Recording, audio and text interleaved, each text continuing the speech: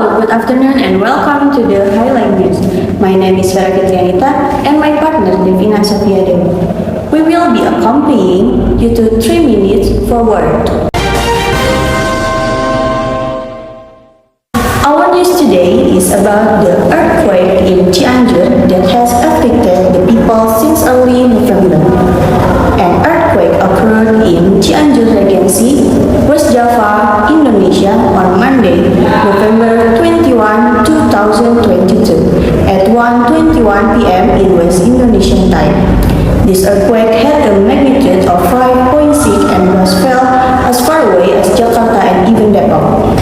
As reported from the BMKG website, the earthquake occurred at a depth of 10 kilometers. Meteorology, Climatology, and Geophysics (BMKG) confirmed that there was no tsunami due to the earthquake. Meanwhile, an aftershock occurred at 1:24 p.m. with a magnitude of 4.3.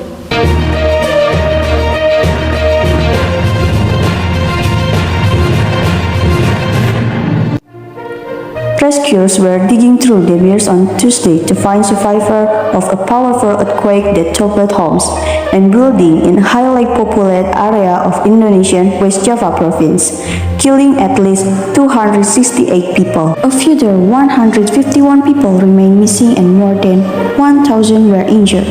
The country's National Agency for Disaster Management (BNPB) said the 5.6 magnitude quake hit the Cianjur region in West Java about 1:21 p.m. local time on Monday at a depth of 10 kilometers (6.2 miles), according to the United States Geological Survey (USGS), causing buildings to collapse while school classes were underway.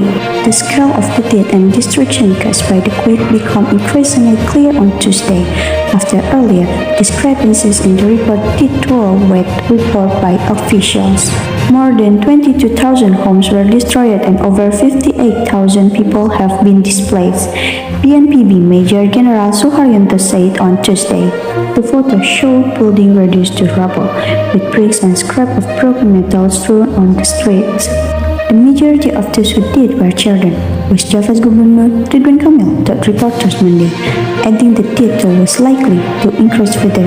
So many accidents occurred at several Islamic schools. The powerful tremor forced children to flee from their classroom, according to a group Save the Children, which says more than 50 schools had been impacted. Mia Saharasa, a teacher at one of the affected schools, said the earthquake was a shock to all of us, according to the group. We are gathered in the fight. Children were terrified and cried, worried about their families at home. We hugged each other, strengthened each other, and continued to pray.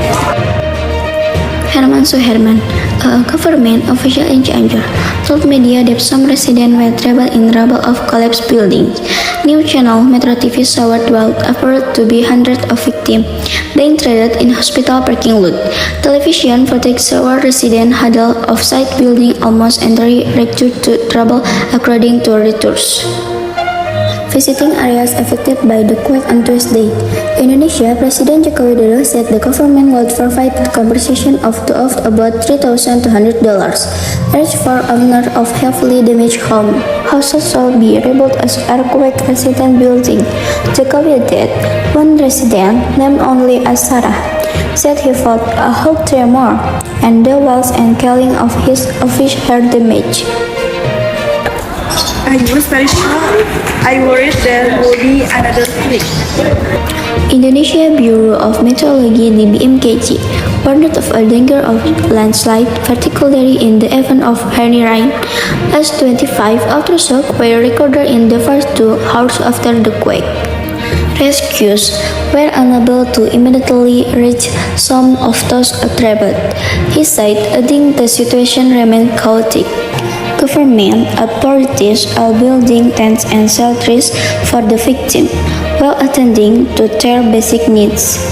U.S. Defense Secretary Lloyd Austin, meanwhile, offered his deep condolences following the loss of life while speaking at an ASEAN multilateral meeting in Cambodia on. And that was the news for this afternoon. Follow the next update in Highlight News 1 hour ahead. I'm Devina, Sofia, Dewi, and my partner Vera Fitrianita. Good afternoon and see you.